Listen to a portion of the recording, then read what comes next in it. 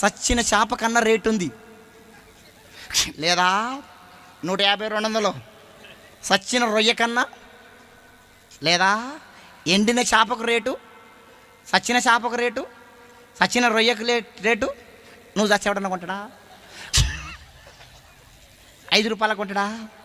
10 రూపాయలకు కొంటాడా? ఉత్తగా తీసుకపో.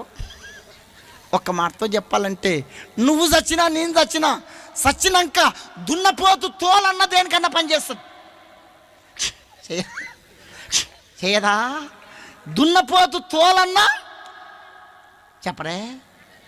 నీ తోలు నా తోలు, నీ తోలు నా తోలు. నువ్వు